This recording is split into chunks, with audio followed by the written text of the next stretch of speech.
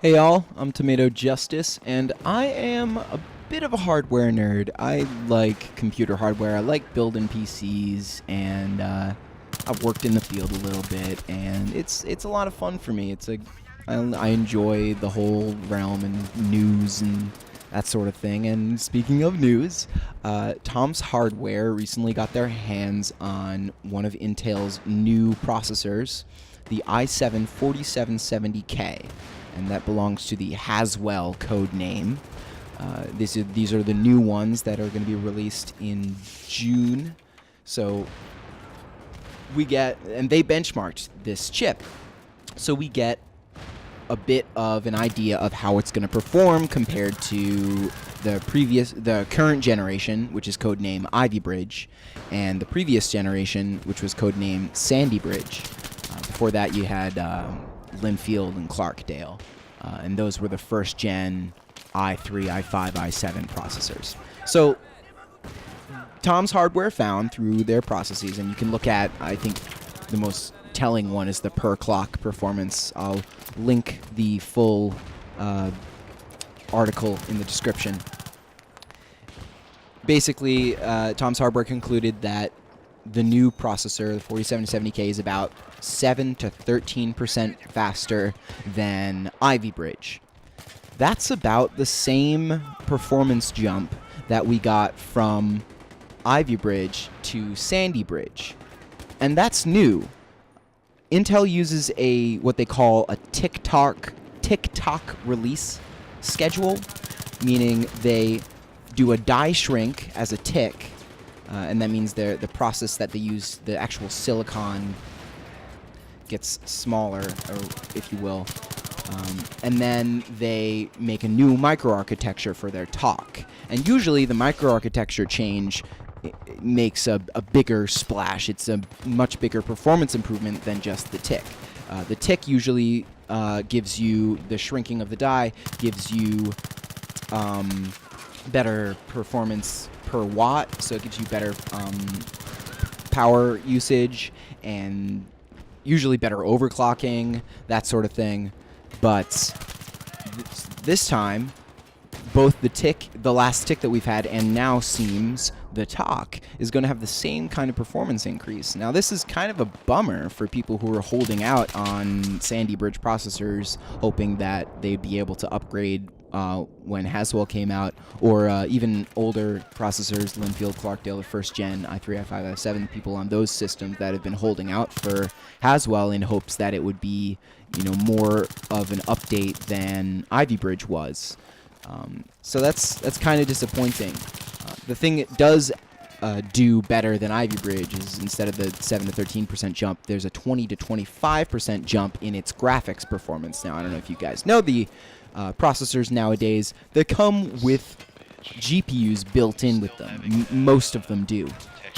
And this doesn't really matter for gamers. We use our own cards. It's pretty obvious that dedicated graphics cards for gamers are going to be needed for years to come. These kinds of performance that you see from the integrated on CPU graphics is just nowhere near desktop graphics.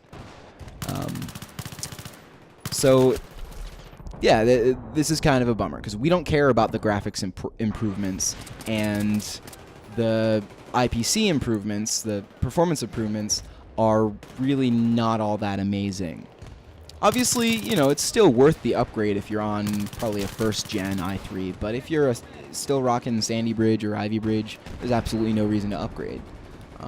And I think a lot of people were expecting that there may be, but not so.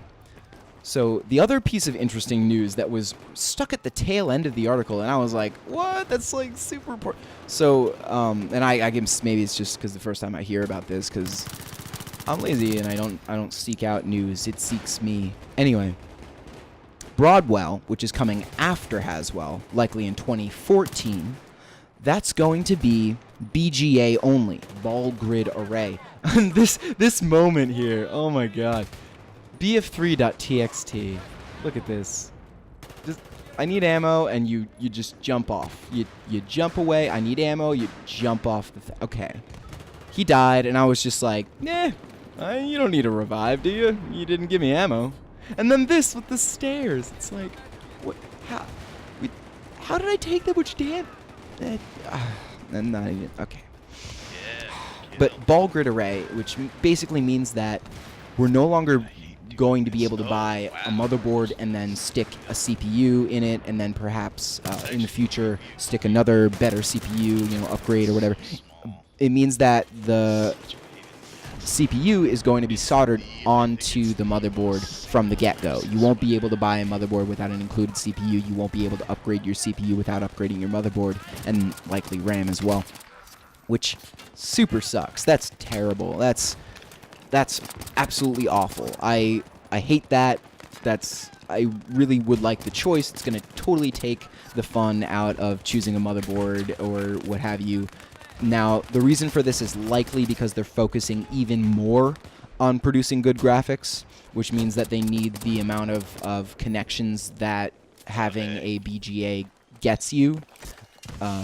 So that's probably what they're going for, is the improved graphics. So not only are we getting less choice through upgrade paths in the future, but probably getting even more emphasis on the integrated graphics, which we don't care about, and really just impede on the actual CPU performance, which we need. And that sucks. That's pretty fucking sucky. So that's why this Haswell release is going to be pretty interesting. This was covered in the article too, is that this is the last release before they start doing this integrated CPU, GPU. And then again, I needed ammo and finally found it. I mean, my fault for choosing the MP7 and then not, you know, running support myself, you know, so I guess I can only blame myself for running out of ammo with the MP7 because kind of duh, right? 950 RPM isn't gonna, you know, be very conservative.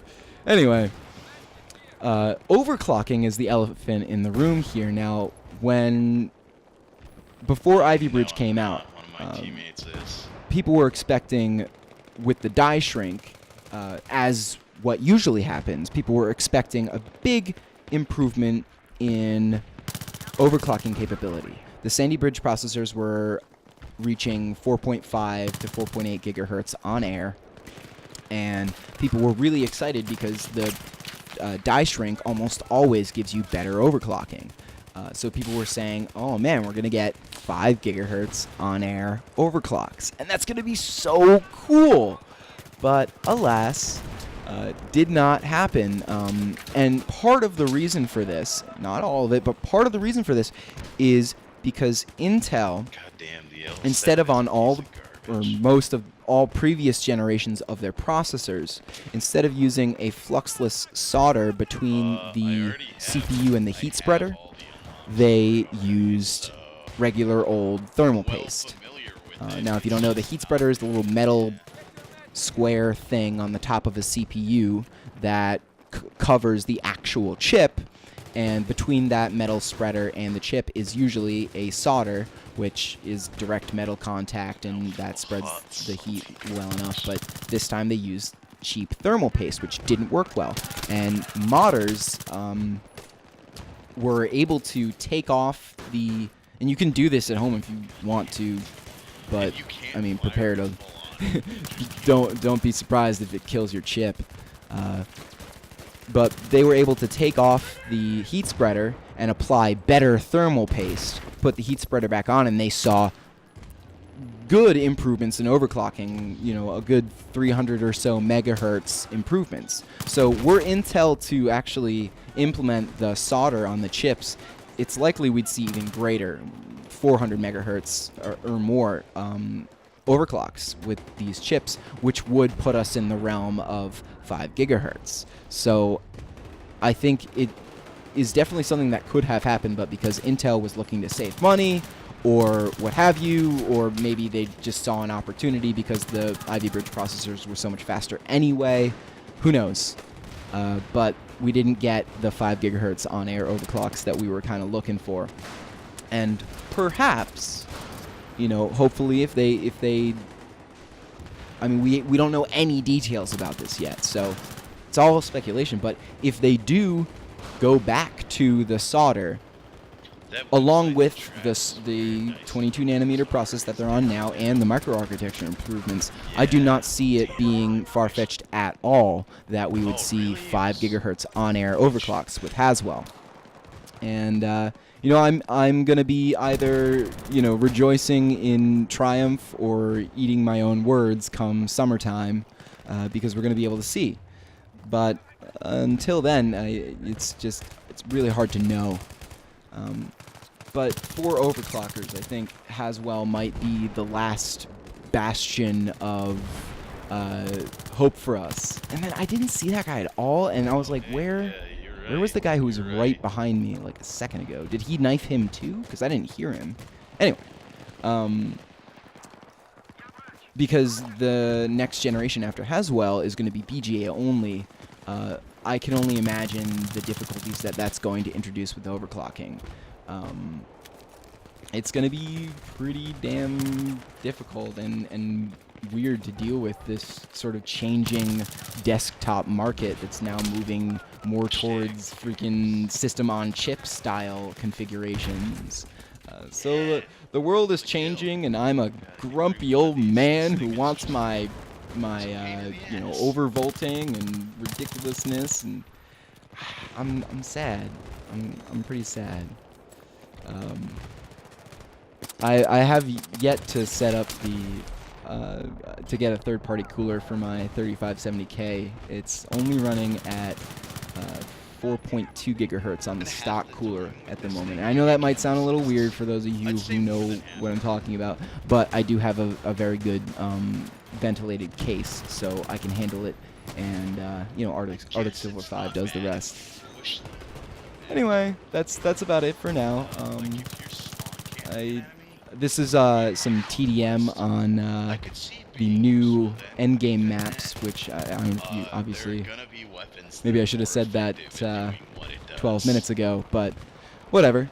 Some TDM in the new endgame maps. These are great maps. Unfortunately, this one was a 64-man, which is like, clearly this is a 32-player server. This is freaking clusterfuck. It's super dense. But these maps are great. They do remind me of the best parts of Noshar. Anyway, that's it. Have a good one, guys, and take it easy, or, you know, do what you do, or